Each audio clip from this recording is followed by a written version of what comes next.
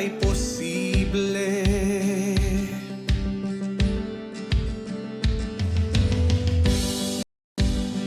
Hinati mo ang dagat pula, nagbigay ka ng daan, o lahat ay posible.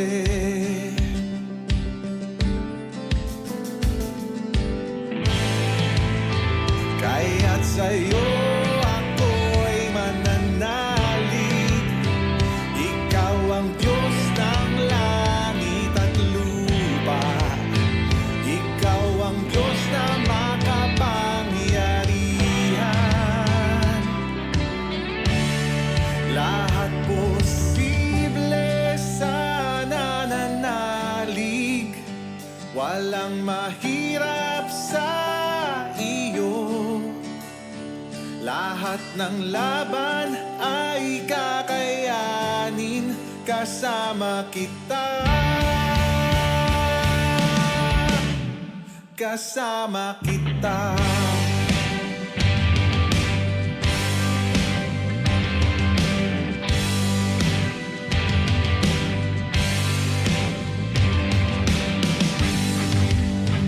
Walang bagyo na hindi tatahan, mararanasan ang kapayapaan, o lahat ay posible.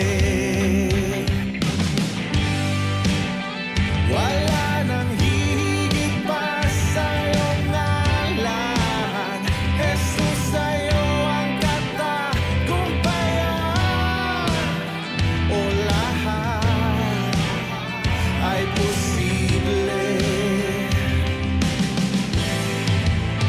Kaya't sa'yo ako'y mananalig, ikaw ang Diyos ng langit at lupa, ikaw ang Diyos na makapangyarihan.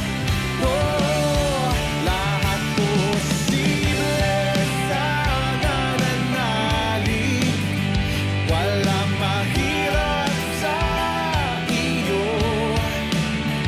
Lahat ng laban ay kakayanin kasama kita. Lahat posible sa nananalig, walang mahirap sa iyo. Lahat ng laban ay kakayanin kasama kita. Kasama kita.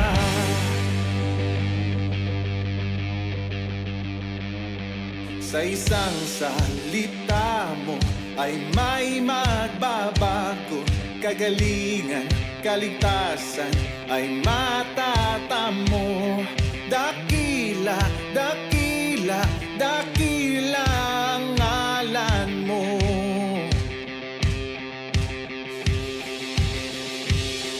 Sa isang salita mo ay may magbabago, kagalingan, kaligtasan ay matatamo.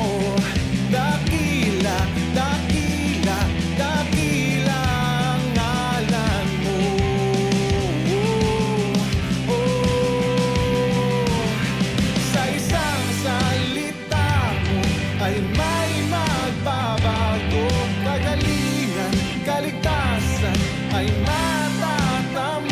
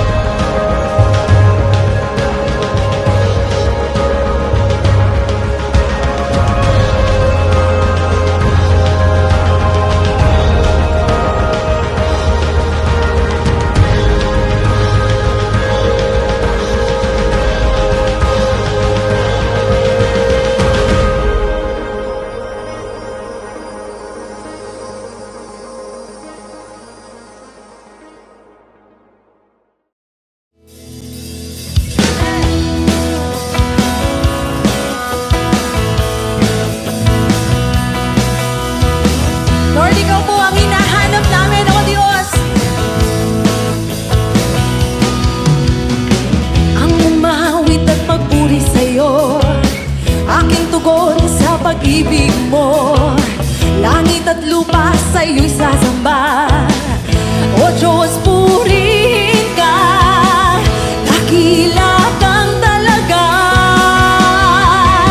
Ikaw ang hinahanap ko sa buhay kong ito. Kung wala ka ay di makontento.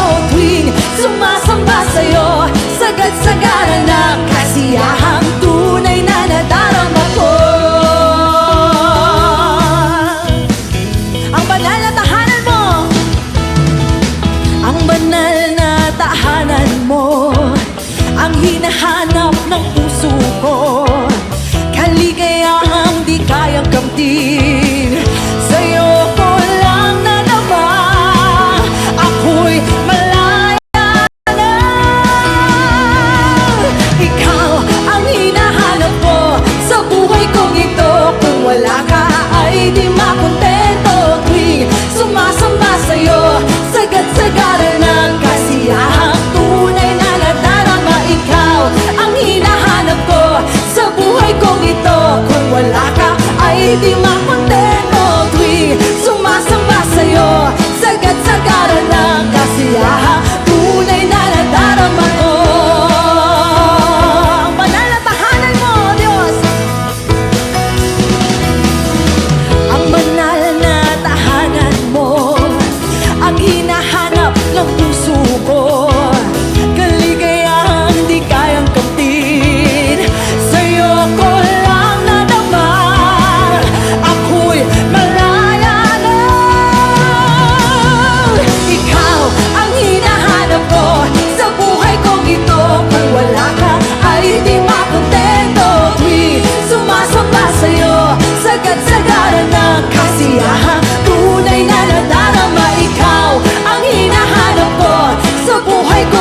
Kung wala ka ay di makontento. Tuwing sumasamba sa'yo, sagad-sagaran ng kasiyahan, tunay na nadarama ko.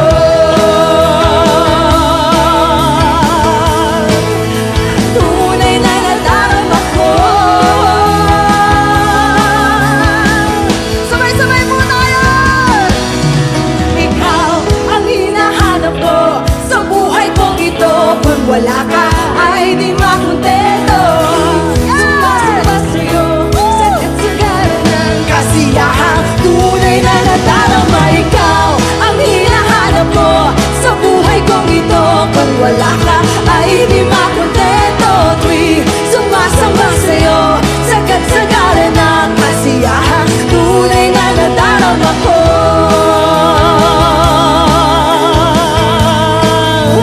Tunay na nadarama ko.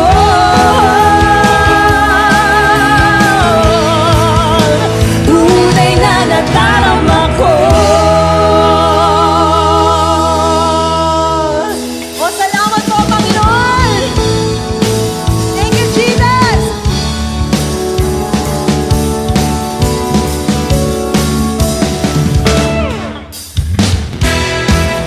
Naririto po kami, O Diyos. Nagpapasalamat sa lahat na ginawa mo sa aming mga buhay.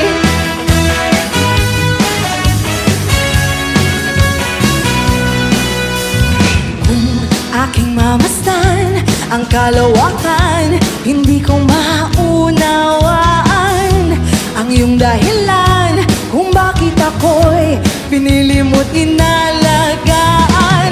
Di ko kayang isipin, hindi ko kaya sukatin ang pag-ibig mo, Jesus, na iyong binigay sa akin. Salamat, salamat, oh Jesus, sa pag-ibig mo. Walang ibang nagmahal sa akin na katulad mo. Salamat, salamat, oh Jesus, sa pag-ibig mo. Ako'y magsasaya sa piling mo. At kung may pagsubok man, tayo ay mayroong malalapitan. Kung may pagsubok man o kagipitan, ako ay may lalapitan. Ikaw, Jesus, ang aking sandigan, hindi mo ko pababayaan. Di ko kayang isipin, hindi ko kayang sukatin ang pag-ibig mo. Ang pag-ibig mo, na iyong binigay sa akin. Salamat, salamat, oh Jesus, sa pag-ibig mo. Walang ibang nagmahal sa akin ng katulad mo. Salamat, salamat, oh Jesus, sa pag-ibig mo. Ako'y masasaya sa piling mo. At bilang pagtugon, buhay ko na ang purihin ka. Buhay ko nang sa'yo'y sumamba. Wala nang ibang nanaisin pa, kundi pasalamatan ka. Buhay ko nang purihin ka. Buhay ko nang sa'yo'y sumamba. Wala nang ibang nanaisin pa, kundi pasalamatan ka. Sama-sama po tayo! Salamat, salamat, oh Jesus, sa pag-ibig mo. Walang ibang nagmahal sa akin ng katulad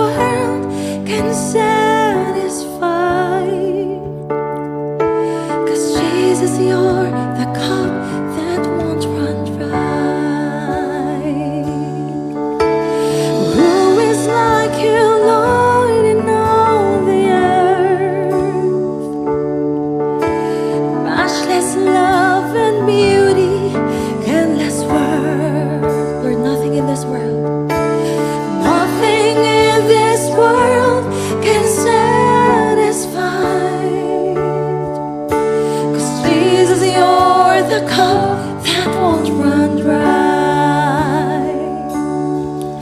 Your presence is heaven to me.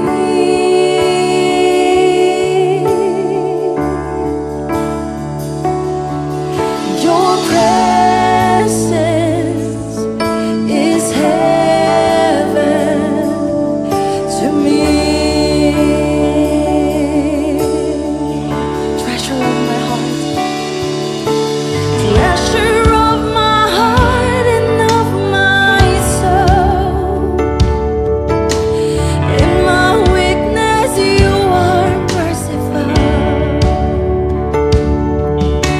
Redeemer of my past and present wrong.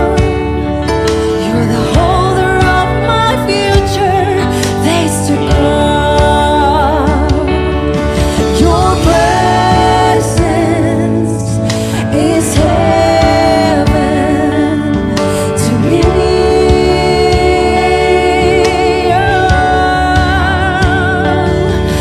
Your presence is heaven to me.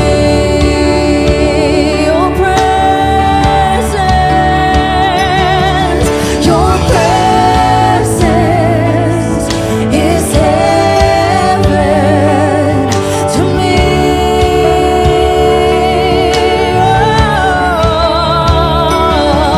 Your presence is heaven to me. We're singing, oh Jesus. We're singing, oh Jesus, oh Jesus.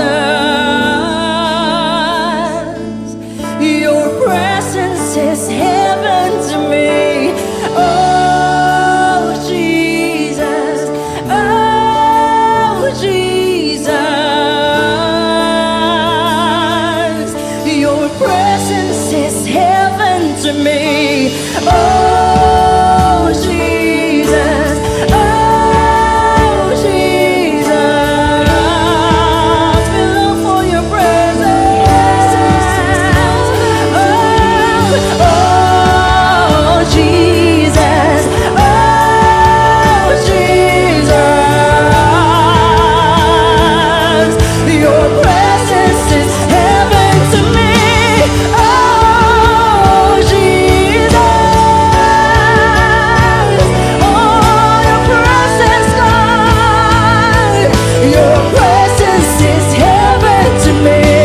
Oh Jesus, oh Jesus. Your presence is heaven to me.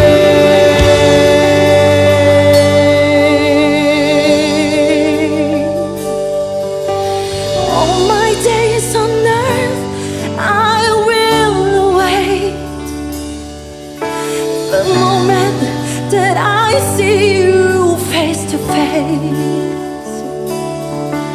'Cause nothing in this world can satisfy. 'Cause Jesus, you're the cup that won't run dry. Nothing in this world, nothing in this world can satisfy. 'Cause Jesus, you're the cup that won't run dry.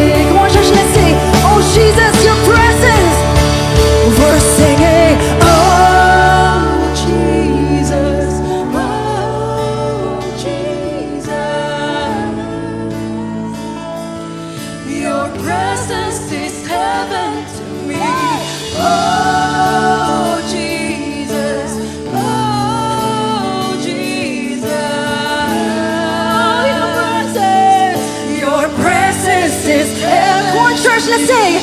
Oh, Jesus. Oh, Jesus. Your presence is heaven to me. Oh, Jesus. Oh, Jesus. Your presence. Oh,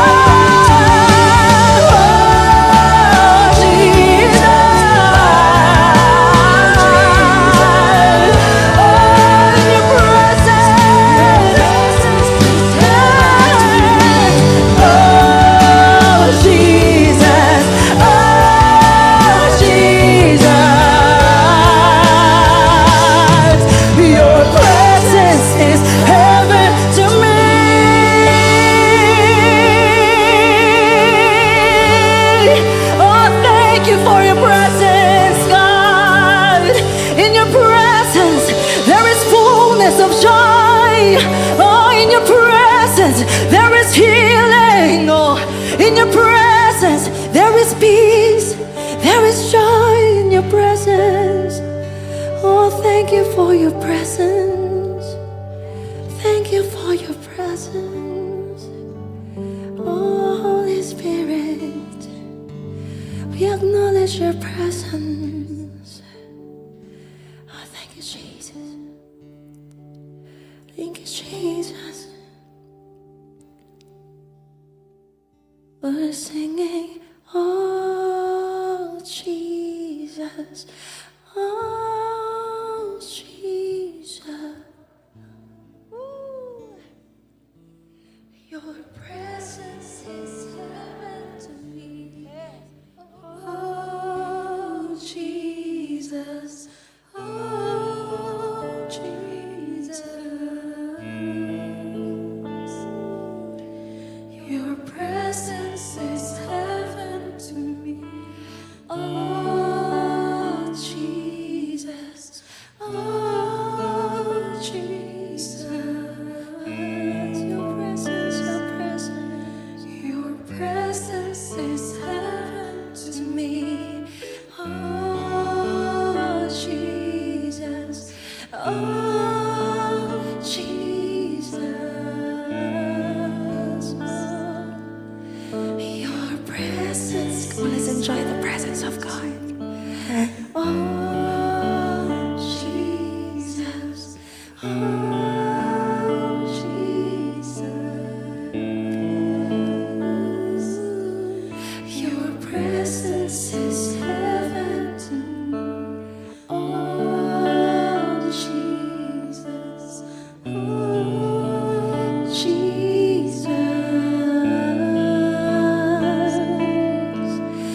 Your presence is heaven to me.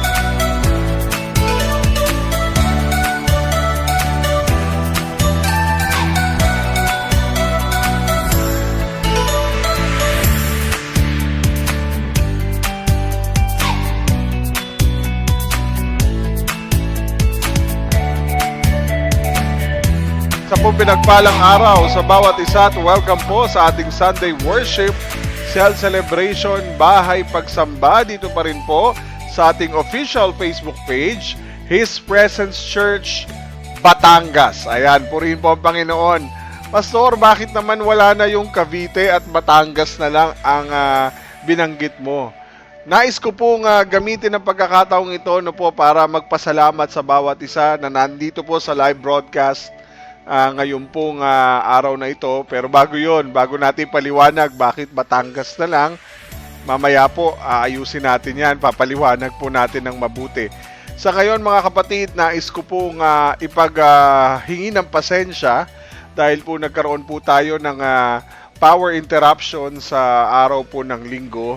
Kaya po ang buong Batangas, ang ilan po sa mga bayan halos ay meron pong scheduled power interruption na magaganap po sa loob ng 6:30 in the morning hanggang 6:30 in the evening. So isang buong araw po halos ito. So nagkaroon po tayo ng pagkakataon para mag-recording at nais nating batiin ng bawat isa bagamat hindi tayo magkakasama ng live. Tayo po ay napapanood po ninyo sa ating video dito po sa ating official Facebook page, His Presence Church Batangas, and also mapapanood nyo po ang ating live premiere sa ganap na alas 9 ng umaga din po.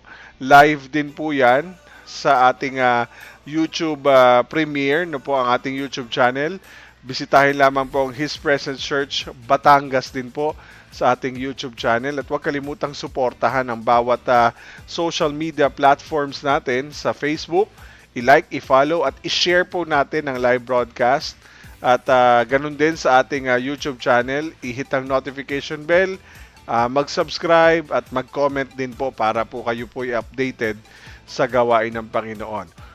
Okay, nais ko munang batiin ng pinagpalang umaga, tanghali, gabi, kung anong oras mo man pinapanood ang video na ito, saan man sulok ng Pilipinas, saan man sulok ng mundo, ay patuloy na naaabot po ang ating gawain sa pamagitan po ng ating streaming. Nagpapasalamat tayo sa Lord sa inyong patuloy na pagsuporta. So, nais ko pong bigyan po kayo ng update sa kung bakit po, actually dito po sa ating PowerPoint, ay Cavite and Batangas pa rin ang nakalagay.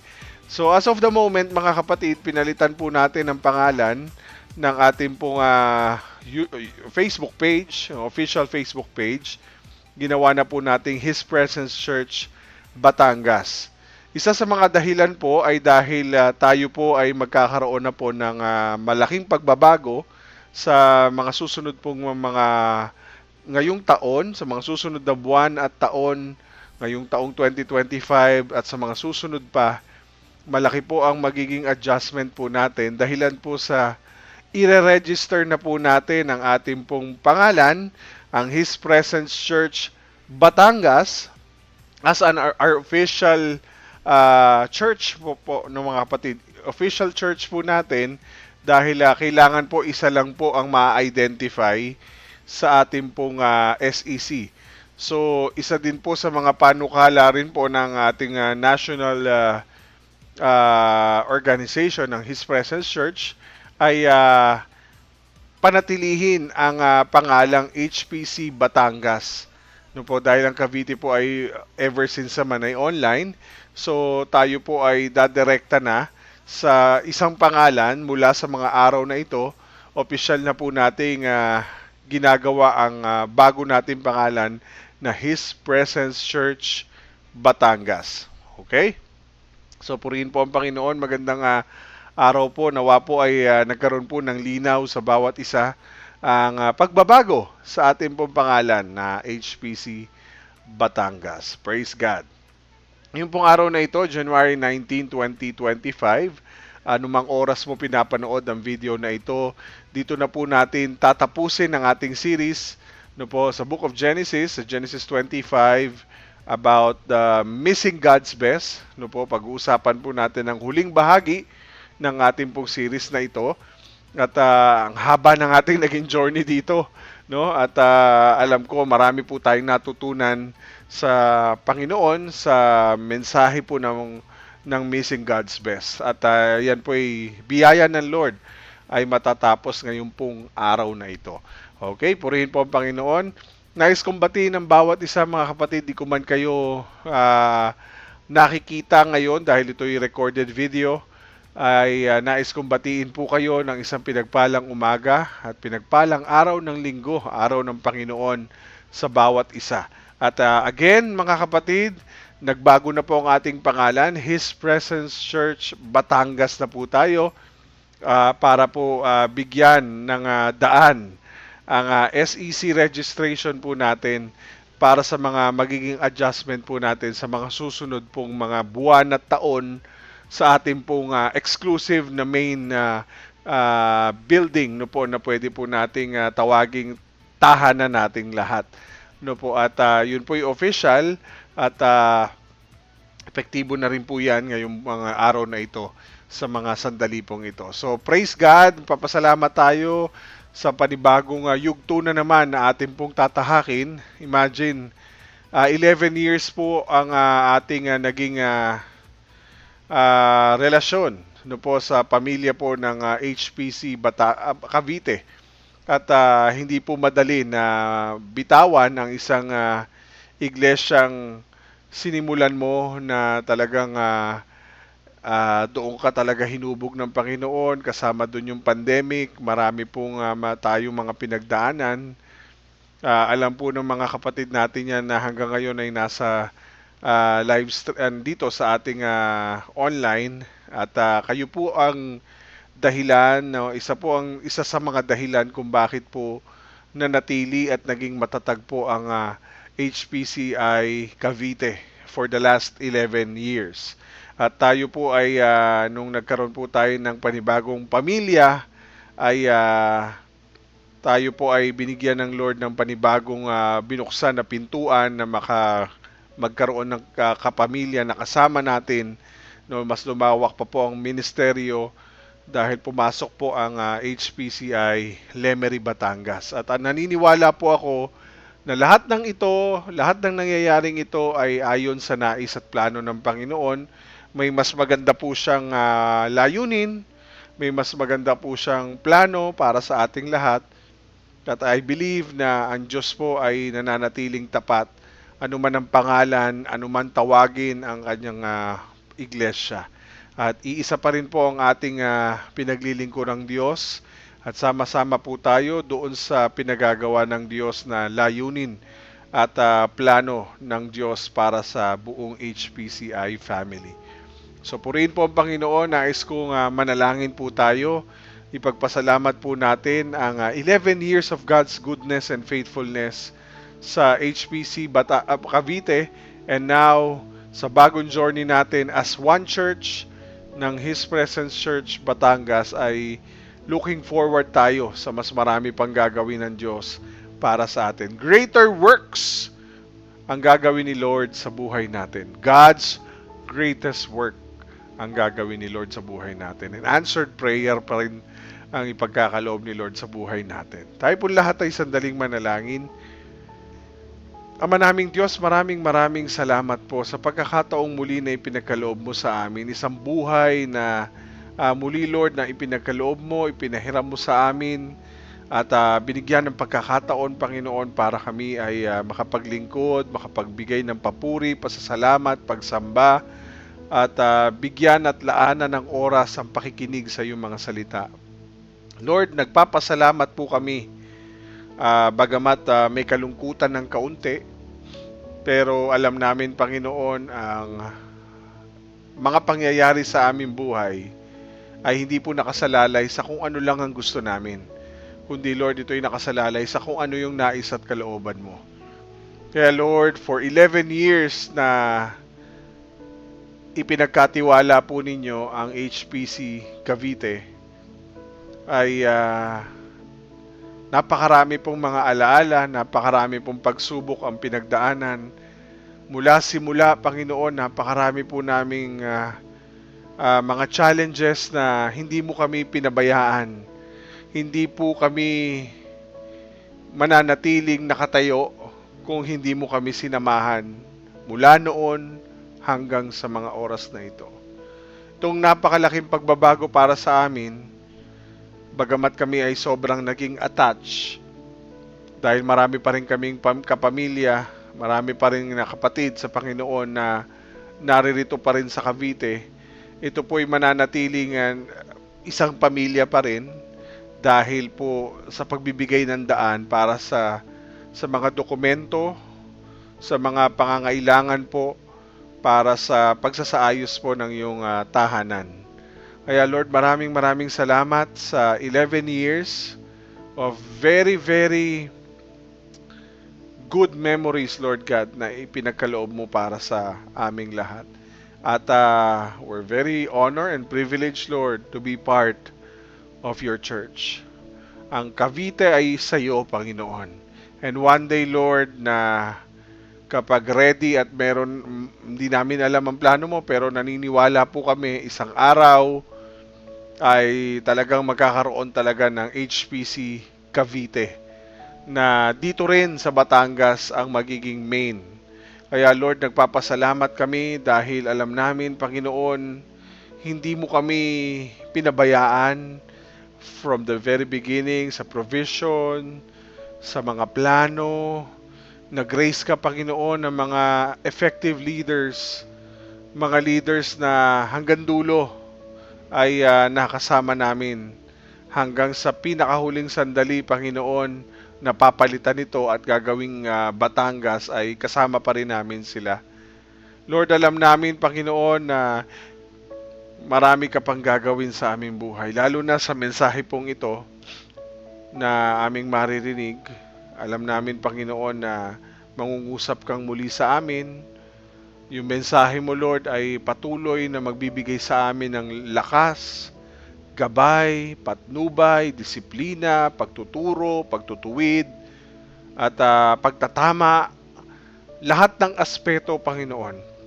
Every time we hear your word, every time, Lord, na yung mga words of encouragement mula sa iyong salita ay naririnig namin, Lord, mas lalo kaming nagiging matatag, mas lalo po kaming lumalakas.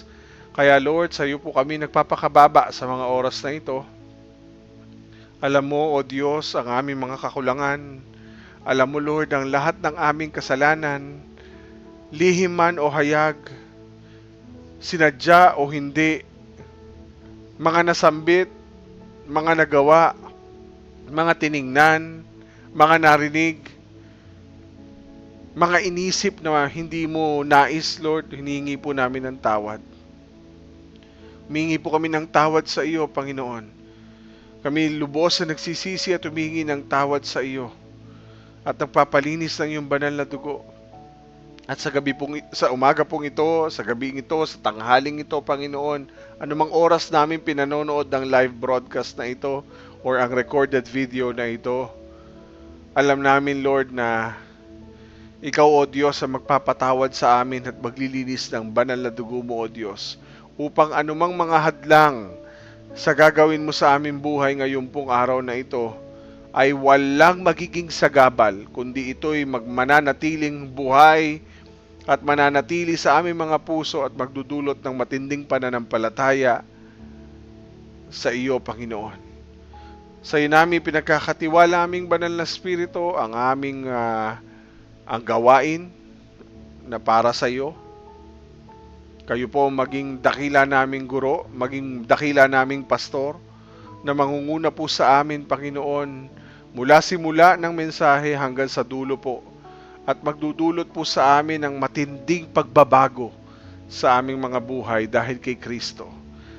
Ikaw lamang mapapurihan aming Panginoong Jesucristo, ang iyong karunungan ang aming idinideklara na mahayag po sa bawat isa sa amin, mula sa iyong tagapagsalita, hanggang sa mga kapatid naming nanonood po sa recorded video na ito.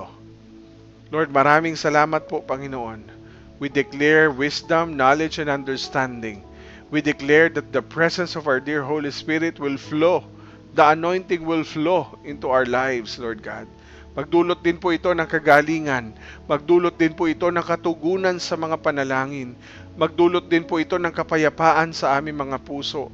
Magdulot po ito, Panginoon, ng solusyon sa lahat ng aming mga dinadaanang mga pagsubok sa aming mga buhay spiritual, buhay pisikal, mental, at lahat ng aspeto pa sa aming buhay. Kaya Lord, we thank you, we honor you, we glorify you. We ask our dear Holy Spirit to flow into the lives of your people tonight, this morning, Lord God, and this afternoon. We thank you, Lord, we honor you. In the mighty name of Jesus, by the power of our dear Holy Spirit, Amen, Amen, and Amen. Okay. Purihin po ang Panginoon. Welcome po again sa ating gawain, Sunday Worship Cell Celebration. Tayo po ay nagpapatuloy sa ating pong series patungkol sa Book of Genesis na may pinamagatang Missing God's Best. Okay. Tayo po ay umikot sa Genesis 25 no po, at napakahaba ng naging journey natin dito. At tayo po ay nagbigay ng oras at panahon para bulayin, talagang himayin ang bawat detalye ng Genesis 25. At we talk about for the whole series about missing God's best. At umikot yan sa Genesis 25 verses 29 to 34. This time ay ating pong kakatagpuin ng Diyos sa mensahe ng kanyang mga salita. At yan po ay pinag-aralan na natin. No po, una, no, nakita natin yung lack of faith can lead to missing God's best. Pangalawa, we talk about selfish ambition that can lead to missing God's best. Yung pangatlo, last time, is being undisciplined. No? Being undisciplined can lead to missing God's best. So yan po yung mga pinagdaanan natin. At tayo po ay nasa ikaapat na bahagi na may pinamagatang undervaluing. Ano pa ba ang makakapag-miss ng God's best? Kundi yung undervaluing God's blessings can lead to missing God's best.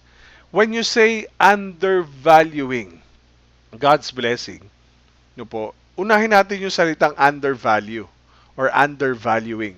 Pag sinabing undervaluing, sa Tagalog po niyan ay ito po yung mga bagay na hindi mo pinapahalagahan. Mga bagay na iyong minamaliit. Yung mga bagay na iyong minamata. Mga bagay na masyado mong mababang tingnan at bigyan ng pahalaga. Ito po yung mga bagay na binabaliwala natin, no? At sabi ng Google na dictionary, ang sabi po na pag binanggit ang undervaluing, it means rate something insufficiently highly. Okay? Ibig sabihin matindi ang pagbababa mo, matindi ang pagkakawalan mo ng pagpapahalaga. Fail to appreciate, underestimating, think too little, rate too low. Yan po yung ibig sabihin ng undervaluing. Okay, basahin po natin ang ating main verse na ating pagbubulayan ngayon pong araw na ito. Okay? Genesis 25 verse 32. Sabi po diyan, sinabi ni Esau, sige, ano bang gagawin ko sa karapatan na yan kung mamamatay din lang ako sa gutom? So, ang story po nito, mga kapatid, galing po sa pangangaso si Esau. At syempre, yun ang kanyang main hobby. At very professional itong mamang ito. Talagang nilaanan niya ng oras ang maging professional hunter.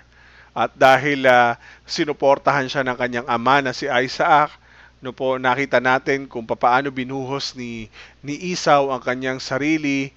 Hindi po doon sa kung ano man ang pagiging isang panganay o sa pagpapalang darating sa kanilang pamilya na ipagpapatuloy sa buhay ni Isaac, no po, at nakita natin dito po sa puntong ito, umuwi siya pagkagaling sa sobrang haba ng oras niya na paglalaan sa pangangaso. Pag-uwi niya, nakita niya po na naamoy niya yung niluluto ni Jacob na mainit-init na mapula-pulang sabaw. Yung pong mapula-pulang sabaw kung saan kinuha yung pangalan ni Esau, which is Edom, no po. Doon po tinawag siyang Edom dahil po doon sa mapula-pulang sabaw na yun na kanyang hiningi kay Jacob. So nag-request siya, sabi niya, ang sarap naman, ang sarap niyan, paborito ko yan. So, pwede ba ako makahingi kasi mamamatay na ako sa gutom No, gutom lang ako, baka naman pwede mo akong bigyan. So, siguro, naging dahilan na rin yon para magamit ni Jacob ang pagkakataon na, kasi ayaw niya na magkaroon ang focus naman ni Jacob ay yung blessing na sinabi ng kanyang ina, na sinabi sa kanya ng Diyos na ito yung mangyayari kay Jacob, na siya ang mapipili na magpapatuloy ng pagpapala ng pangako ng Diyos na maranasan sa buhay po nilang magkapatid. So dahil sabi nga, di ba ang prophecy, maglilingkod ang nakatatandang kapatid sa kanyang nakababatang kapatid. So si Jacob ang napili ng Diyos na magpatuloy ng Abrahamic lineage. No po, ang kasunod po nun ay si Jacob. Kaya lang traditionally ang kanilang culture hindi po sa panganay dapat ipagkaloob ang basbas o ang blessing. Ang natural na ginagawa nila during Old Testament times ay laging sa panganay. So, nag-isip si Jacob na baka mamaya yun ay maging hadlang sa magiging matatanggap niyang blessing mula sa Diyos. So, kaya ang ginawa niya ang lahat ng paraan para hindi mahadlangan ng kahit na sino, kahit na kapatid niya, yung blessing na matatanggap ni Jacob o ng anak ni Isaac.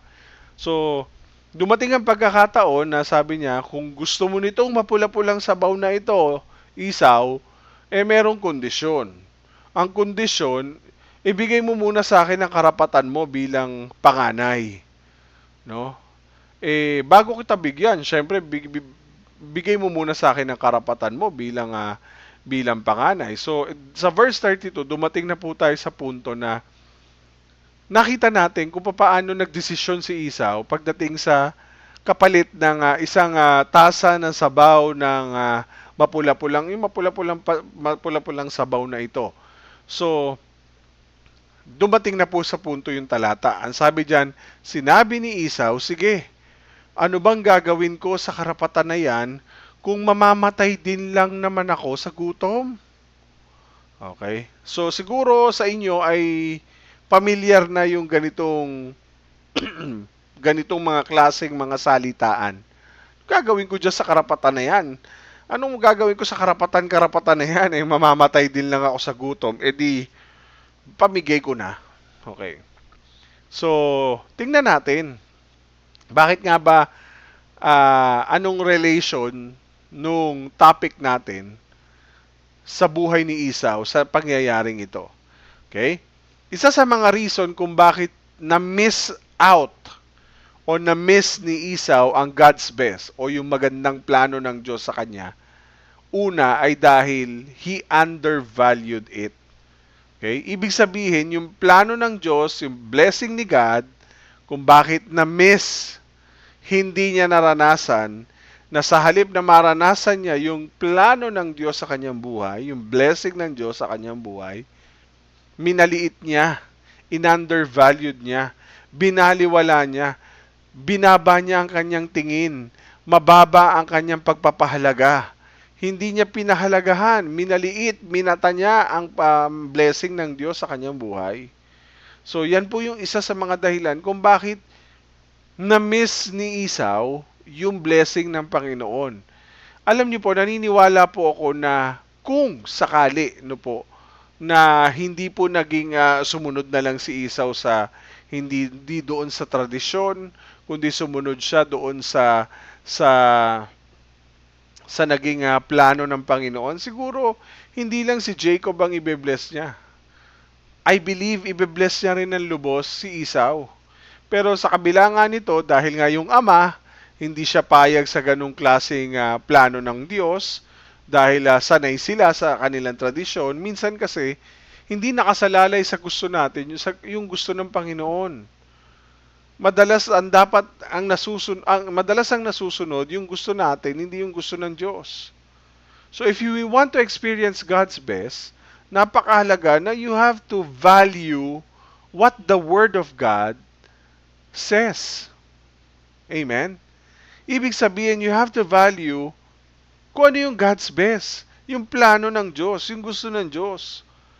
Pero madalas, katulad tayo ni Esau, we always undervaluing it. Bakit? Kasi dahil nasusunod yung gusto natin. Madalas lagi nating iginigiit yung sarili nating karapatan. Karapatan ko to. Karapatan ko. So, hindi mo karapatan to. Ako may karapatan dito. Now, of course, no, mga kapatid, yung salitang dito, balikan natin yung text. Sige, ano bang gagawin ko sa karapatan na yan kung mamamatay din lang naman ako sa gutom? Technically, pag ikaw ay gutom na gutom, hindi ka naman agad mamamatay. O, nakaranas ka na ba na pag-uwi mo sa bahay, gutom na gutom ka, at hindi ka kaagad nakakain kasi hindi nakapagsaing, hindi nakapagluto agad ng ulam. So, gutom na gutom ka, nanginginig ka na sa gutom, hindi mo ikamamatay agad ang gutom. Unless mga 1 linggo ka nang di nakain, di nainom ng tubig, siguro baka mamatay ka dahil sa dehydration. Pero of course, si Esau ay hindi naman agad-agad mamamatay. No? Gutom lang ako. Hindi ko kailangang mamatay agad. Pero ang kanyang thinking, handa kong ipagpalit ang lahat ng bagay, basta mabusog lang ang tiyan ko. Basta makakain lang ako. Kaysa naman mamatay ako sa gutom. Ang tawag po dito, OA na Esau. OA, di ba? Dahil sa gutom, handa siyang ibigay ang lahat, no? Siyempre, pag gutom ka nga, lahat masarap eh. Lahat gusto mo kainin eh. Pero sa totoo lang mga kapatid, ang katotohanan, hindi naman tayo agad-agad mamamatay kontra dito sa sinasabi ni Esau, no po. So ang problema ni Esau is food, no? The big problem ni Esau dito sa ang issue ni Esau ay pagkain at ang kanyang buhay. About life and food, no? No, mas mahalaga sa kanya, mas pinahalagahan niya yung pagkain at ang kanyang buhay, no? Kaysa sa blessing at kaysa sa Diyos. Siyempre. So it's very interesting mga kapatid na maintindihan natin na kay Esau, living is more important than God. This is exactly na magandang example na mas kaya nating piliin yung pagdating sa Diyos, kaya nating iwanan, i-undervalue, kaya nating baliwalain ng Diyos, no? Kapalit ng ating buhay at kapalit ng ating pagkain. Kasi nga naman, paano ka mabubuhay kung ikay na may gutom? So, yun ang katwiran. So, it is an example of living is more important than God. No? At very interesting mga kapatid, na malaki po yung kinalaman ng pagkain at ng buhay, no? Sa naging karanasan mismo ng ating Panginoong Jesucristo during his time. Okay? So balikan natin yung temptation doon sa bundok. No, yung tinukso ni Satanas, sinubukang tuksohin ni Satanas si Jesus. So nandun si Jesus sa ilang at nananalangin for 40 days and 40 nights. At dahil doon, mga kapatid, pagdating ng dulo, tinutukso siya. Saan tinutukso ni Satanas si Kristo? Sa pagkain. Isa doon ay sinasabi niya na kung ikaw nga ang Diyos, gawin mo ngang tinapay ang batong ito. Kaya nga lumabas yung salita ng Panginoon di ba? Ano sagot niya kay Satanas? Ano sagot ng ating Panginoon kay Satanas? Sumagot si Jesus. Sinasabi sa kasulatan, Satanas, hindi lang sa pagkain nabubuhay ang tao, kundi sa bawat salita ng Diyos. Napakalinaw nito mga kapatid. So ibig sabihin, Jesus is more essential, no? Is more important than eating. Nako. O, di ba? Kung isipin natin, anong mahalaga?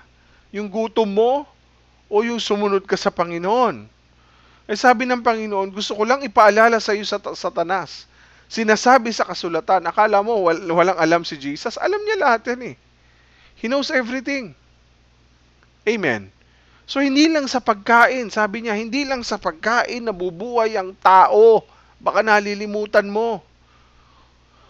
Nabubuhay din ng tao sa bawat salita ng Diyos na lumalabas sa bibig ng ating Panginoon.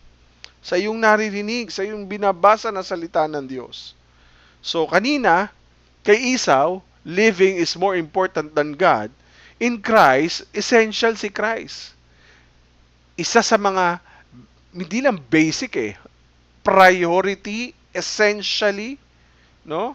Si Christ talaga na nagsasabi sa atin ngayong umagang ito, ngayong tanghaling ito, ngayong gabing ito, na obeying God is more important than food. It's more important than eating. So, if it was God's will for him to fast, no? Kung kalooban ng Diyos na siya ay mag-ayuno, mag-fasting, hindi niya gamitin yung kanyang kapangyarihan na kumain, then he would fast. Kasi nag-aayuno siya Ibig sabihin, gagamitin ni Satanas dahil siya'y nagkatawang tao, nasa laman ng nasa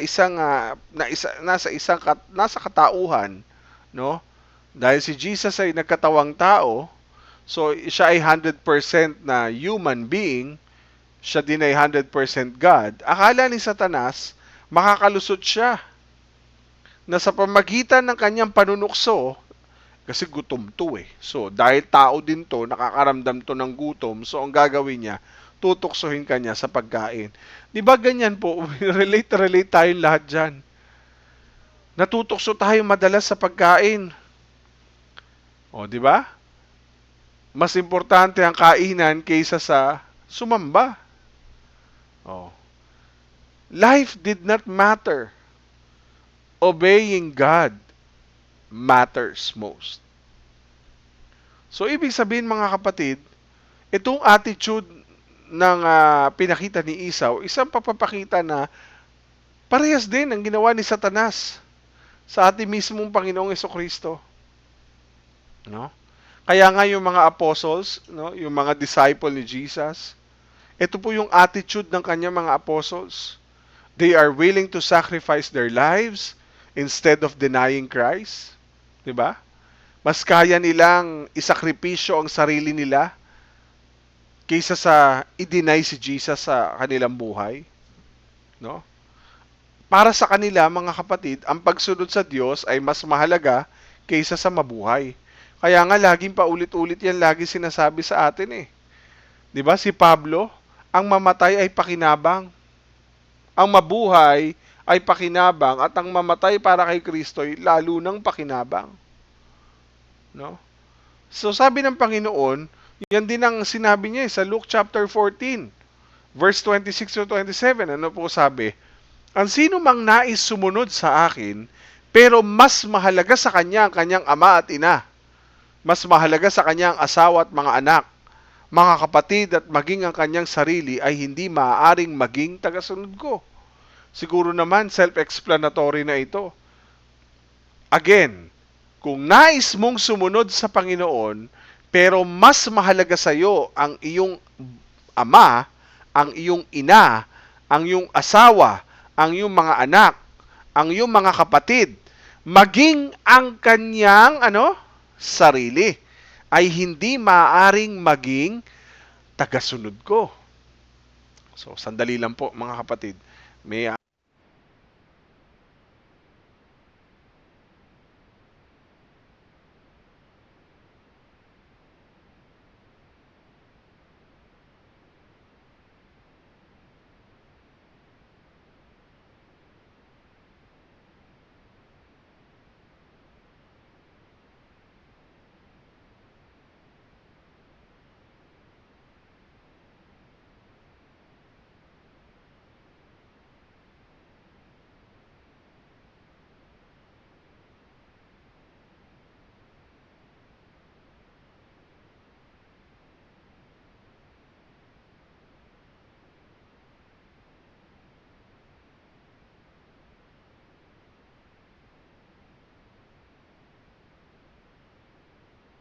Ayan, balik po tayo. Sorry po sa technical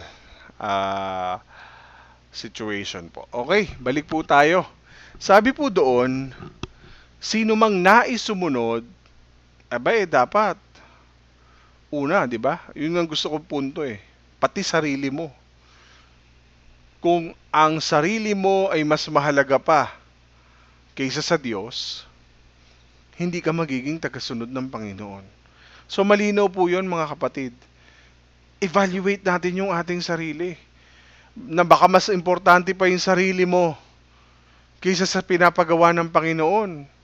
Baka mas importante pa yung pa-beauty mo kaysa sumunod ka sa Panginoon at sumamba. Baka mas importante pa yung mga bagay sa iyo, yung mga material na bagay na mas hinuuna mo pa kaysa sa Panginoon. Ang sabi ng Panginoon, hindi maaaring maging tagasunod ko kapag ganyan. O, pag inuuna mo yung nanay at tatay mo, pag inuuna mo yung asawa mo, pag inuna mo yung anak mo higit sa Diyos, inuna mo yung kapatid mo, inuna mo yung maging yung sarili mo. Ayan, sabi ng Lord, ayan, malinaw. Oh. Siguro naman kahit paulit-ulitin ko po ito, iisa lang ang tinutumbok.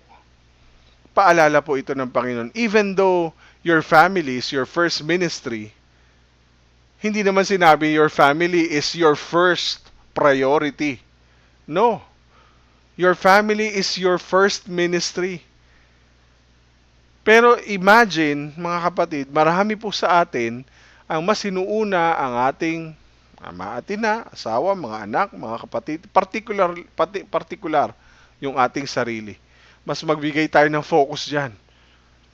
Sabi ng Lord, hindi maaring maging tagasunod ko. Verse 27, ang sino mang ayaw. Tingnan mo Oh, gusto mo maging tagasunod ko. Ito ang sinasabi ng Panginoon. Sa verse 27, sabi po, ang sino mang ayaw sumunod sa akin, dahil natatakot siyang mamatay para sa akin, hindi maaaring maging tagasunod ko.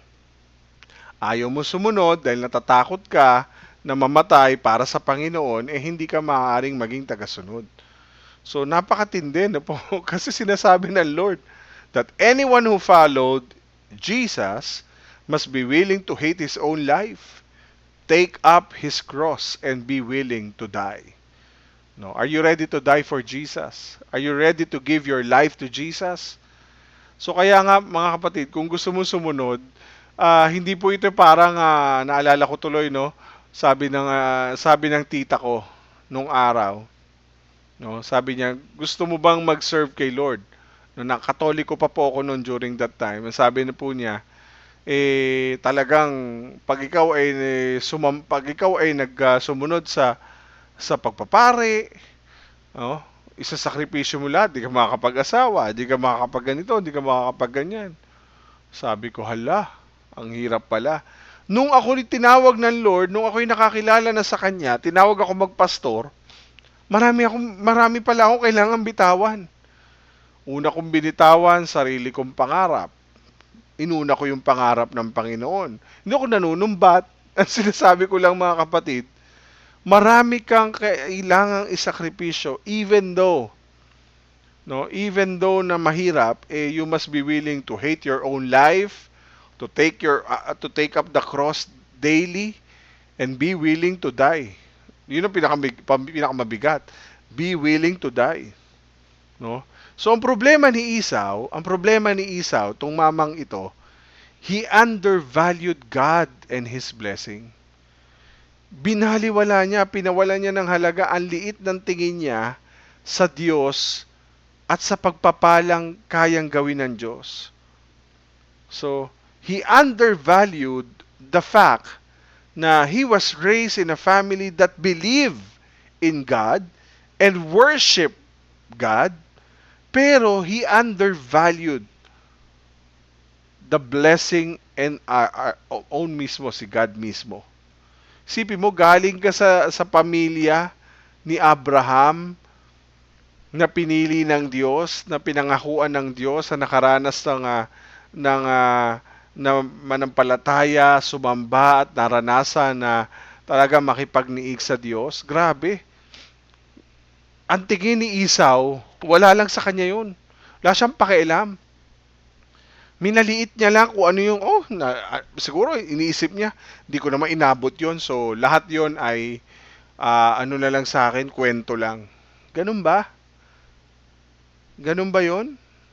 Ibig sabihin, that time, when Esau undervalued God and the blessing of God, So, ina-undervalued niya rin, minamaliit niya rin, binabaliwala niya rin, pinapawala na halaga niya yung calling na maging blessing sa buong mundo.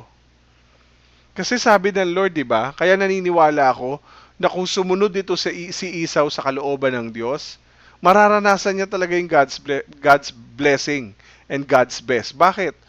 Kasi sabi ng Lord, gagawin ko ang iyong lahi, no, maging pagpapala. Hindi lang sa iyong lahi, kundi sa buong lahi, sa buong mundo. So, ibig sabihin mga kapatid, ultimately, ang ibig sabihin nito, in-overvalued yung dapat na temporary. Okay? Bakit na overvalue? No? Yung dapat bigyan ng pahalaga, binaliwala sa pamagitan ng isang tasa ng sabaw ng mapula-pula na sabaw na ito. No? Ibig sabihin, napakahalaga ng pangungusap ng Diyos. You have to be careful of undervaluing God's blessing. Maging maingat ka na baka mamaya minamaliit mo, baka mamaya ang liit ng tingin mo sa kayang gawin ng Diyos, baka mamaya ang baba ng tingin mo sa kung anong kaya ng Diyos, and that is undervaluing ang Diyos. Okay? So, be careful. Bakit? Kasi bakit? Merong mga factors yan. May mga benefactors kung bakit kailangan nating maging maingat. Ibig sabihin, una, wag nating babaliwalain yung pribilehiyo. Una, mga kapatid, kung bakit sinasabihan ko po maging maingat tayo. Alam ko po sinasabihan tayo ng Panginoon ngayong araw na ito kung bakit tayo dapat maging maingat. Una, don't undervalue the privilege of reading and listening God's Word. Kasi mahalaga ang salita ng Diyos sa buhay ng bawat isa sa atin. Because ang nagsasalita dito sa salita ng Diyos ay walang iba kundi ang ating Diyos. Every time na binabaliwala mo, sinasayang mo ang oras na para sa pagbabasa, sa pakikinig ng salita ng Diyos, tinutulugan mo, daldal ka ng daldal, gawa ka ng gawa ng kung ano-ano, hindi mo pinapahalagahan ang pribilehiyong marinig at mapakinggan ng salita ng Diyos. You are undervaluing God's blessing, and also you are undervaluing mismo ang Diyos. Binabaliwala mo, minamaliit mo ang Diyos. Isipin mo, hindi ka nagbasa ng Bible. Anong pinapakita mo? Anong pinapakita mo sa Diyos? Anong ibig sabihin mo kung bakit hindi mo pinapahalagahan ang pagbabasa at pakikinig ng salita ng Diyos? Ibig sabihin, wala sa'yo ang salita. Wala sa'yo ang Diyos. So, hindi mo nalalaman every time na hindi mo pinakikinggan ang salita ng Diyos, every time na hindi mo binabasa ang salita ng Diyos, you are missing God's best. You are missing God's best. Kaya, wag natin, ingatan natin na hindi bigyan ng pahalaga ang pribilehiyo. Alam niyo po sa ibang bansa, hindi po lahat ng bansa ganito kaaluan, ganito kapribilehiyo na makabagbasa ng salita ng Diyos. Alam mo mga kapatid, yung baliwalain mo ang Diyos, pambabastos yan sa Panginoon eh. Tama? Yung pakikinig, hindi mo binavalue, binabastos mo ang Diyos. O kaya nga, ganyan ang buhay natin. Every time na hindi ka nagbabasa, wala ka naiintindihan. O, tandaan nyo po, ignorance of the law is not an excuse. Ganon din sa Bible. Sasabihan ka rin ng Panginoon, aba anak, huwag mo sabihin na kasalanan ko. Kung ba't di ka nakapagbasa, binigyan kita ng pribilehiyo. Nilagay kita sa bansang Pilipinas para maging malaya na basahin ang salita ng Diyos umaga at gabi. Araw at gabi. Pero binaliwala. Binigyan kita ng privilege na makapakinig ng salita ng Diyos dahil hindi naman lahat ng bansa nakakarinig na malaya na makarinig ng salita ng Diyos. Lahat doon mga kapatid, pag nahuli ka, ikukulong ka. Kung di ka ikulong, papatayin ka. Samantalang dito, ilang minuto lang, ilang oras lang, tinulugan mo pa. Oh. Parang ano lang yan nung araw. Naalala mo ba, Pastora? Pag field trip mo, aga mong gumising. Oh, nung araw, naalala ko, sinasabihan ako ng nanay ko, pag field trip, hindi mo na kailangan gisingin. Gising na. Nauna pa sa alarm. Oh, di ba? Pero pagdating ng worship, tulig na lahat. Gising na, pati mga butike, gising na. Ikaw tulog pa. Ibig sabihin, you undervalue God and you are undervaluing God's blessing. That's why you miss God's best. Ganda sana ng plano ni Lord kung nakinig ka lang. Ang ganda sana ng sasabihin ni Lord sa'yo sa umaga di ka nga lang nagbasa, tinamad ka pa. Oh, amen? So, yan yung una. Pangalawa, don't undervalue the privilege of church and Christian fellowship. Yung hindi mo pinapahalagahan ang iglesia ng Diyos, hindi mo pinapahalagahan ang pagsasama-sama natin sa gawain, you are missing a lot. And you are missing God's best. Bakit? May gawain tayo sa church, di mo dinadaluhan. Bakit kaya mas kaya mong ipagpalit ang iglesia? Kaya mong ipagpalit yung pagsamba sa ano pa mang bagay? The reason why, is because of your right. Your karapatan. Bakit? Handaan na yun. Hindi pa ako pupunta. Pera na, magiging bato pa. Unahin mo muna yung pera bago ang Diyos. Ganun ba? Every time you compromise the time na binigay sa atin ni Lord para sumamba, you are missing a lot. You are missing, hindi lang a lot, you are missing God's best into your life. That's why, don't undervalue the privilege of church. Yung pamilya mo dito, alam nyo po, ang paglagong spiritual ay hindi nangyayari sa personal mo lamang. Nangyayari ang spiritual na paglago sa loob ng tahanan ng Diyos. No? Ganun din sa ating personal na buhay. Nakakita na po ba kayo na yung anak mo, pinaalagaan mo sa ibang tao? Kasi ayaw mong dito siya lumaki sa loob ng bahay nyo. Oh, 'di ba? Ang unang guro ay yung mga magulang. Oh, tama.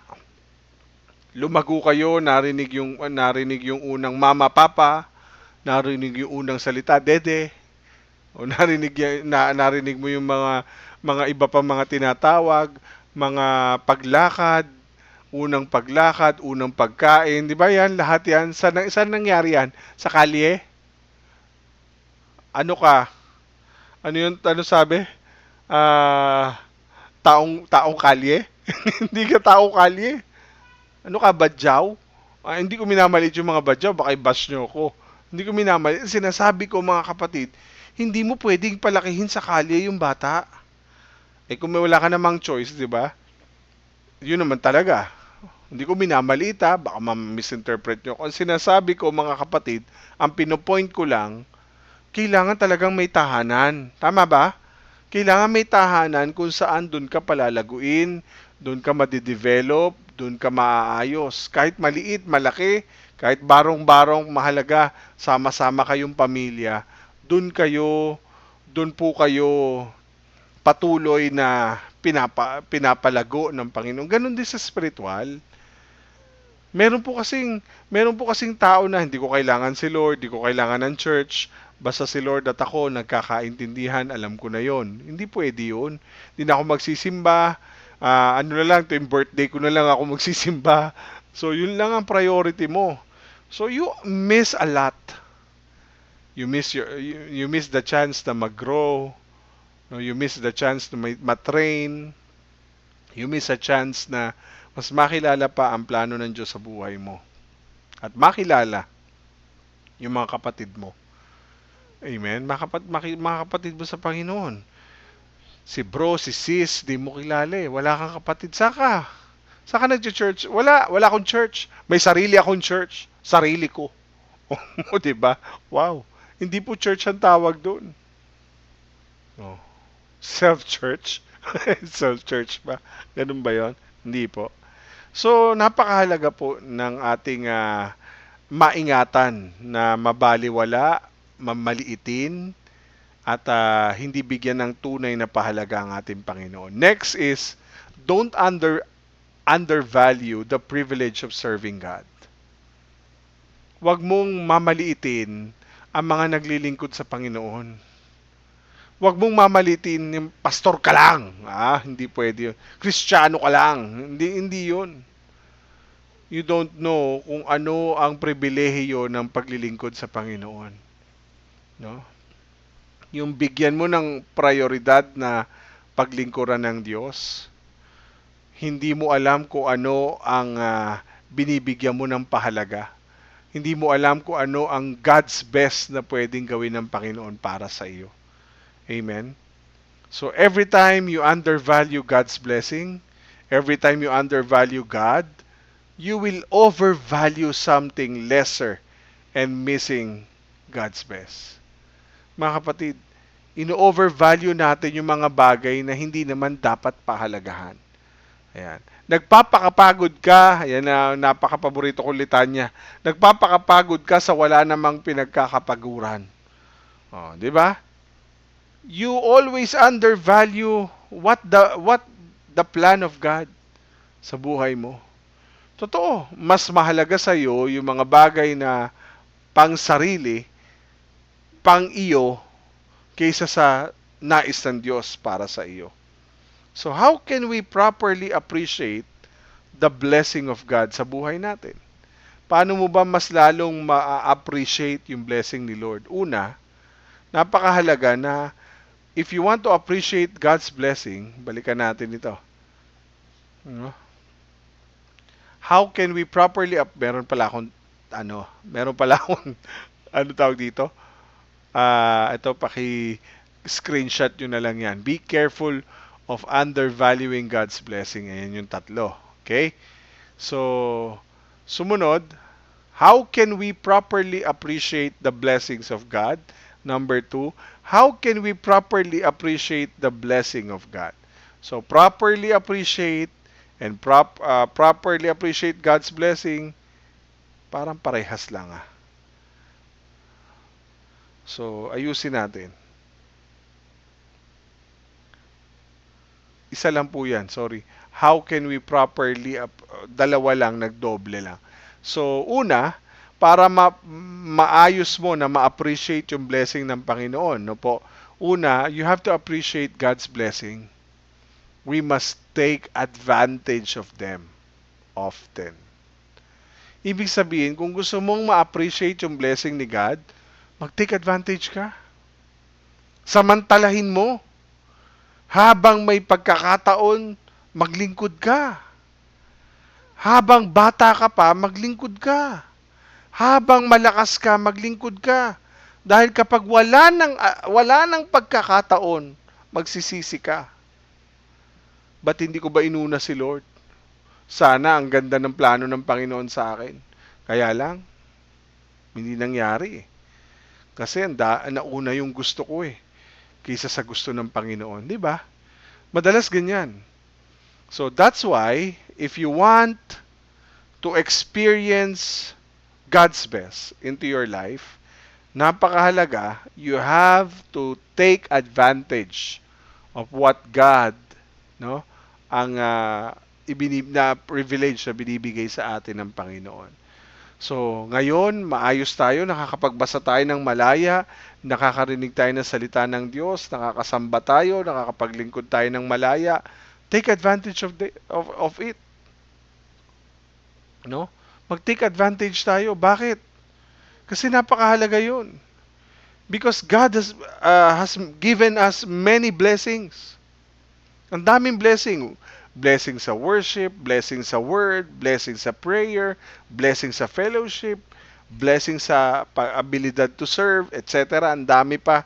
So, binigay na sa atin ng lahat ng Lord, binigay na ng Lord lahat sa atin ng blessing. So, the more we take advantage of them, the more we will typically enjoy and appreciate the blessing of God. So, gusto ko, Lord, maranasan yung blessing mo. I-take advantage mo. Gawin mo ang lahat.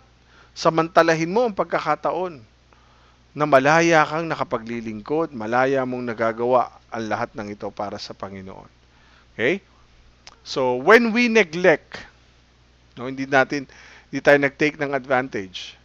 Pag ni-neglect natin, hindi natin ginawa, so, the more na hindi mo ma-appreciate yung blessing ni God. Hindi ka nag-take advantage. So, yung mga taong hindi nag-take advantage ng mga panahon na marami sana siyang panahon para gawin yon para sa Lord, sayang. Lagi kong naaalala, pag may sakit ka na, doon mo tatawagin si Lord. Doon gustong-gusto mo maglingkod sa Lord. Kapag nanghina na yung katawan mo, di ka na makalakad, di ka na makapagsalita, di ka na makakita, ang dami mo nang iniinom, ang dami mo ng mga tubo sa katawan, saka mo sasabihin, Lord, gusto ko po maglingkod sa Panginoon. Wawa. Ayun sabi ni kapatid na Philip, wawa. Oh, talaga. Tapos sasabihin mo, ano magagawa ko? Andito lang ako sa wheelchair. Andito lang ako sa ospital. Gusto ko maglingkod. Pero samantalang nung malakas ka, inabuso mo yung lahat ng oras, panahon. Ayan. Oh. Kaya hindi mo na-appreciate yung blessing kasi hindi ka naman nagtitake ng advantage. Lagi mong nineneglect, lagi mong binabaliwala, lagi mong minamaliit ang pinagagawa ng Panginoon sa iyo. Number 2. Ayan, nawala. Number 2. To appreciate God's blessing, we must practice giving thanks for them. Ano ibig sabihin ng practice giving thanks for them? Ibig sabihin, mga kapatid, you have to thank God sa lahat ng area, aspeto ng buhay mo. Appreciate mo hindi lang yung blessing ng Diyos, kundi practicein mo magpasalamat sa lahat ng binibigay ng Panginoon para sa iyo. Pasalamat ka sa kaligtasan dahil kay Kristo. Salamat, Lord. Niligtas mo ko, pinili mo ko. Sa dami ng bilyong tao sa mundo, isa ako sa pinili mong maligtas. Salamat po. We thank you, Lord, for the opportunity na makasamba sa iyo ng malaya. We thank you, Lord, na meron akong spiritual family, meron akong spiritual home, meron akong church. Though yung church namin is imperfect church, but we have a perfect God na nagbabago sa mga imperfect people like me. Salamat, Lord. I thank you, Lord, dahil binigyan mo ko ng trabaho. Do kadalasan, Lord, na talagang dahil sa trabahong ito, hindi kita nabibigyan ng papuri, hindi kita nabibigyan ng oras. No? Lord, salamat po dahil meron kaming source na pinagkakatiwala mo para merong negosyo, may trabaho kami, meron, Lord, na pinagkukunan. Kaya, Lord, ayokong sayangin yung pagkakataong pasalamatan ka. Kaya sabi ng Lord, give thanks in all your situation. Diba? Sabi ng Lord, give thanks. No? Sabi ng Lord, give thanks in all situations, for this is God's will for you and for your life. 1 Thessalonians chapter 5 verse 17. So, ito'y makakatulong kapag ikaw ay marunong magpasalamat, makakatulong sa iyo na ma-appreciate yung mga blessing ng Panginoon. So, start practicing a thankful heart sa Panginoon. Na mag-pray ka, magpasalamat ka lagi sa ginagawa ng Lord, and you will appreciate the blessing of the Lord. Number 3, to appreciate God's blessing, you must practice remembering them. No? Pastor, paano to? Alalahanin mo palagi yung mga pagpapala. Count, kaya sabi ni Pablo, count it all joy in lahat ng blessing. When God provided Israel ng manna during the time sa ilang, no, naglalakbay sila, pinrovide ng Lord yung manna from heaven. No? God placed them or placed some manna in the Ark of Covenant so they would always remember. So lagi naglalagay ang Diyos ng manna doon sa Ark of the Covenant. Bakit? Para maalala nila, oy ako. Kaya lahat ng mga symbols yung staff, yung tungkod ni Moises nandoon sa Ark of the Covenant. Lagi mo ilalagay yung mga paalala. O, ito yung nami-misinterpret ninyo nami-misinterpret ng lahat na kailangan natin gumawa ng image ni God para maalala natin si God lagi. Hindi po yun ang pinapaalala ng Lord. Balikan mo yung ginawa ng Panginoon sa iyo mula simula.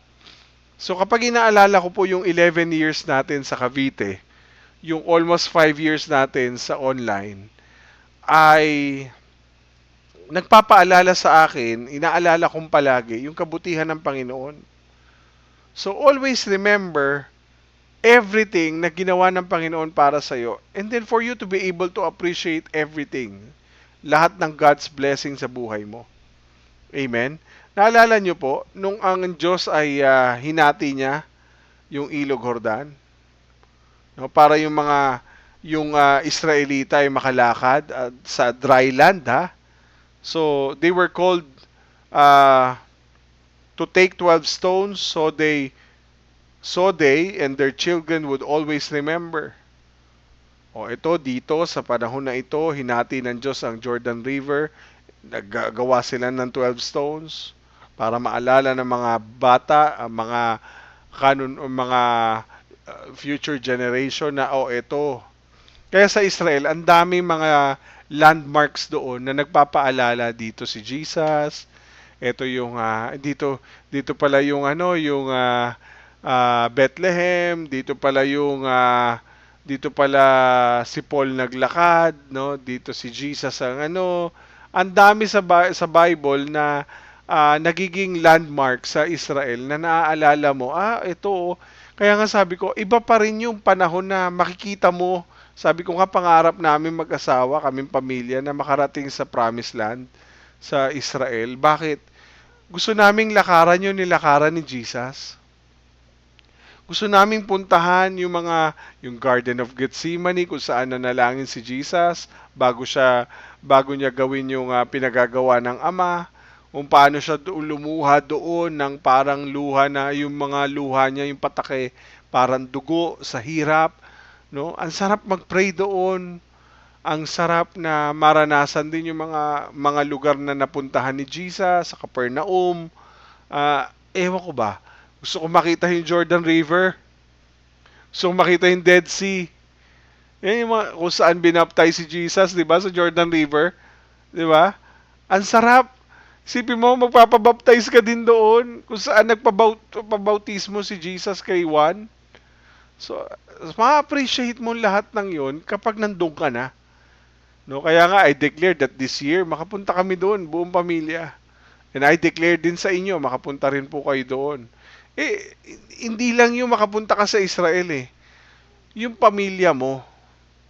Halimbawa, no, yung anak mo, isang paalala na mabuti ang Diyos. Isang paalala na you have to appreciate God's blessing kasi yung anak mo bigay ni Lord Hiningi mo kay Lord, binigay sa'yo ni Lord. O niligtas ni Lord sa kapahamakan, niligtas ni Lord. Paalala yun. No. Diba, yung unang bahay nyo, ito yung paalala ni Lord, yung unang sasakyan ninyo, diba, yan yun. Kaya nga, mahilig kang magpipicture para meron kang memories to appreciate. Memories to remember. Amen? Kadalasan, no, yung mga patriarchs, naalala nyo po, they always build an altar. Bakit? Yung mga altar po, yung mga balon na nahuhukay ngayon, ang dami po ngayon nahuhukay at nadidiskubre sa Israel na mga memorials of God's blessing. No? Sana hindi lang yung lapida mo ang maging memory, kung hindi yung ginawa rin ng Panginoon sa buhay mo. Kaya nga hindi ko pwedeng bitawan yung mga bagay na alaala na ipinagkaloob ng Panginoon minsan sa aming buhay, sa ating buhay.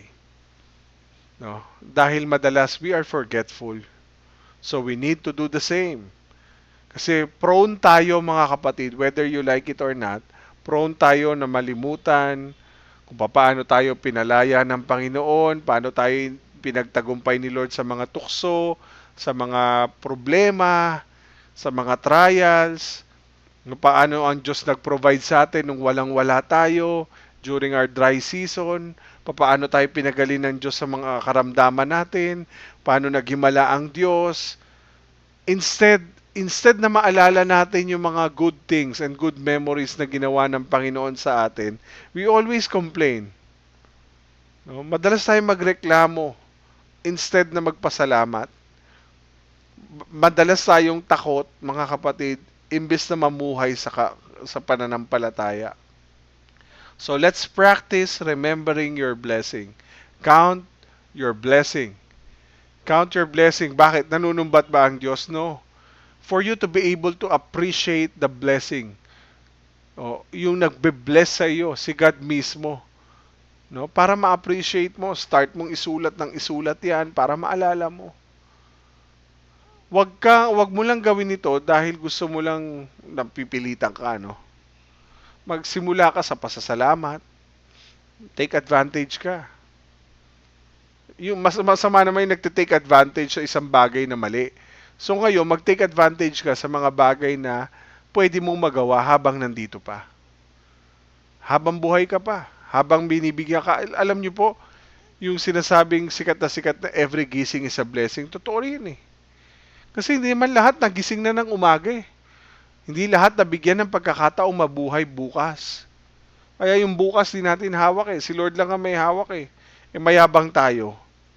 Akala mo yung bukas hawak mo. May bukas pa. Hindi eh. Paano kung mamayang gabi pagtulog mo, dumating na ang Panginoong Jesucristo? Nalimutan mo mag-pray. Nalimutan mo humingi ng tawad. Paano na? Bukas na lang. Wala ka na pala.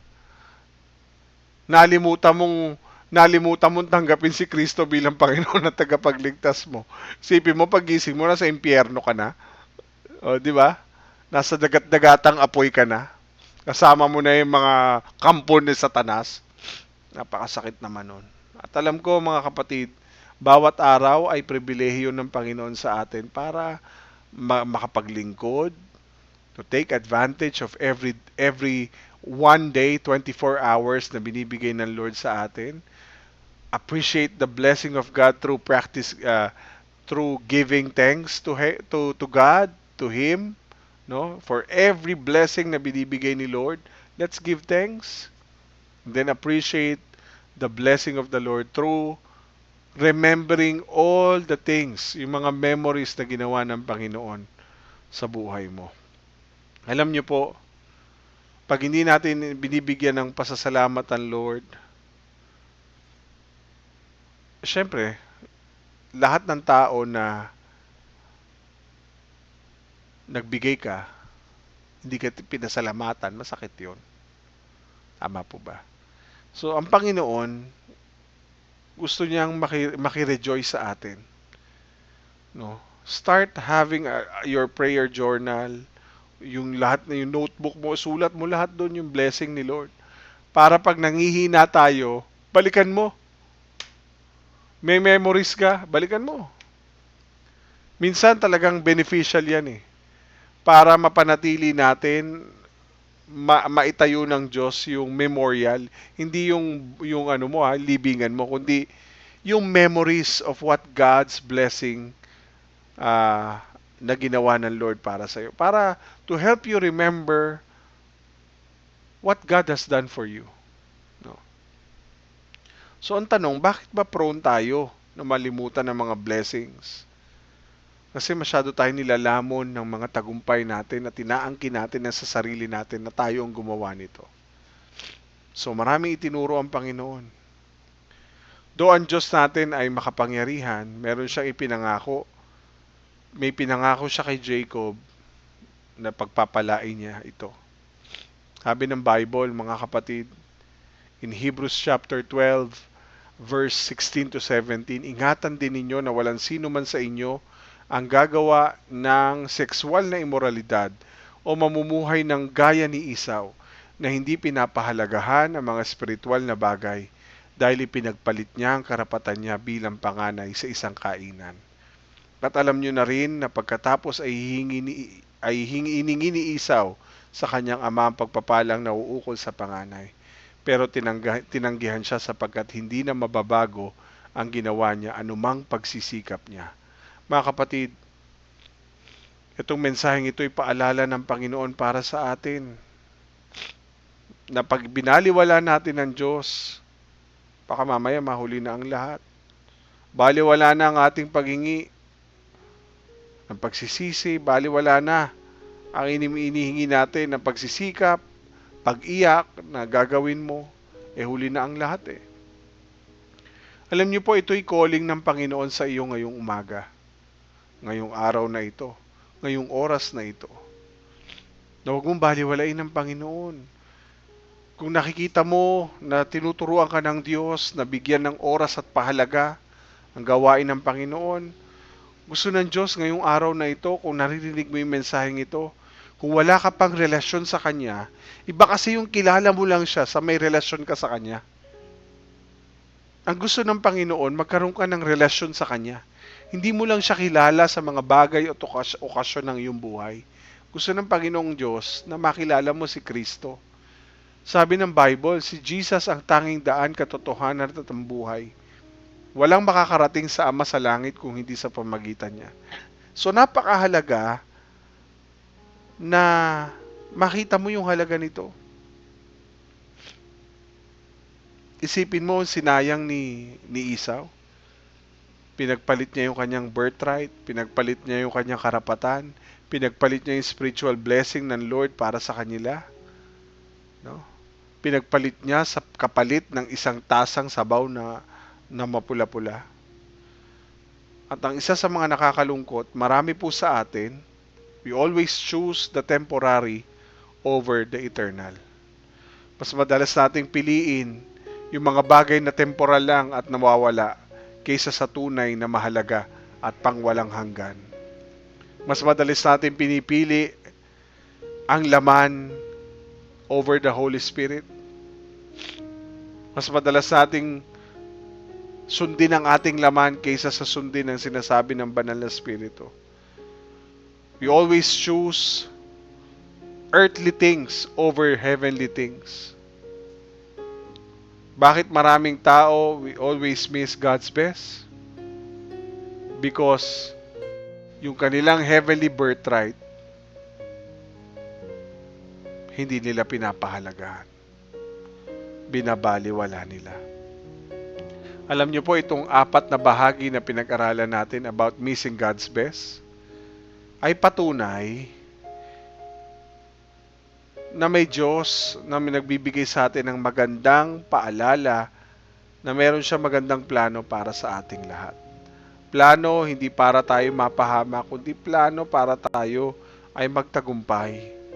Kaya naniniwala po ako na ayaw ng Diyos na ma-miss out natin yung best para sa ating buhay. Amen. So naniniwala po ako na ang Diyos ay may paalala sa atin at mayroong pinapaalala at pinapaalala sa bawat salita at mensahe na ipinagkakaloob niya. Sabi nga sa verse 34, binigyan agad siya ni Jacob ng tinapay at sabaw. Pagkatapos niyang kumain at uminom, umalis siya agad. Dahil sa ginawang iyon ni Esau, binaliwala niya ang karapatan niya bilang panganay. Kalungkot na mga kapatid. Nakakalungkot na isipin na mabaliwala ang Panginoon. Nakakalungkot na isa tayo sa mga pinapawalang halaga ang pagpapalang nais gawin ng Panginoon, yung plano ng Diyos para sa atin. So, papaano natin i-redeem yung ating calling sa mga bagay na nawala? Sabi sa Joel chapter 2 verse 25, sapagkat sinasabi ng Panginoon, ibabalik ko ang lahat ng nawala sa inyo noong mga panahon na sinalakay ang inyong mga pananim ng sunod-sunod na pagpulutong ng mga balang na iyon. Ako ang nagpadala sa inyo ng napakalaking pulutong ng mga balang. Grabe, no? So dahil ang Diyos, nakita niya, di ba? Sinasabi ng Panginoon, ibabalik ko ang lahat ng nawala sa inyo noong mga panahon na sinalakay ang inyong mga pananim. Ibig sabihin, bumalik lang ako sa Panginoon, ibabalik ng Diyos ang lahat ng nawala sa akin. Sa mga panahon na sinalakay ang lahat ng kaaway ang aking buhay, sinunod-sunod ako ng kaaway na sirain. No? Sabi ng Lord, bumalik ka sa Kanya. God is calling you to begin to redeem what was lost. Ibabalik ng Diyos ang lahat ng nawala sa inyo. Grabe. Lahat ng ninakaw ng kaaway, ibabalik sa iyo ng Diyos. Simulan mo lang ngayong araw na pahalagahan, bigyan ng prioridad, huwag yung sarili mong ambisyon, maging disiplinado, huwag magkulang sa pananampalataya. You will not miss the best. You will not miss God's best into your life. You will not miss God's perfect plan into your life. Kaya po naniniwala ako, kinakausap ka ng Diyos ngayon. Huwag kang magsimula bukas, magsimula ka ngayon dahil may gagawin ng Panginoon sa buhay mo. Tayo po'y manalangin. Ama naming Diyos, maraming salamat po. Napakabuti mo, Panginoon. Thank you, Lord, sa pagkakataong ito na ipinaunawa mo sa amin na hindi po biro, Lord, ang mensaheng ito. Ito'y napaka-importanting mensahe at paalala sa amin. Mula part 1 hanggang part 4. Mula pagkukulang namin sa pananampalataya, mula sa aming mga makasariling ambisyon, mula sa kawalan namin ng disiplina, mula sa pagbabaliwala namin sa mga pagpapala mo, O Diyos. Itinuro mo sa amin lahat, Lord, ito para hindi namin ma-miss ang God's best sa aming buhay. We thank you, Lord, for always reminding us for every message, Lord God, lalo na wag naming hayaang mabaliwala ang ginagawa mo sa aming buhay. Katulad ng araw na ito, dahil, Lord, tinuruan mo kaming pahalagahan ito. Natuto kami at napaalalahanan kami na simula ng araw na ito, Panginoon. Alam namin, Lord, nais mong maranasan namin na simulan ang araw na ito. Pinaalala mo ito sa amin, ibig sabihin may tinuturo ka sa amin to redeem what was lost. Kaya sabi mo, Lord, ibabalik mo ang lahat ng nawala sa amin. Noong mga panahon na sinalakay ang aming mga pananim ng sunod-sunod na pulutong ng mga balang na iyon. Ako nagpadala sa inyo ng napakalaking pulutong ng mga balang. Pero Lord, ang napakahalaga, yung sinabi mo. Dahil kami manunumbalik sa iyo, dahil nagdesisyon kami, Lord, mula sa araw na ito, susunod kami sa iyo. Di namin sasayangin ang pagkakataon. Magpapasalamat kami, alalahanin namin lahat ng ginawa mo. Hindi kami magkukulang sa pananampalataya. Hindi kami, Lord, gagawa ng mga pansariling ambisyon para ma-miss namin yung best plano mo.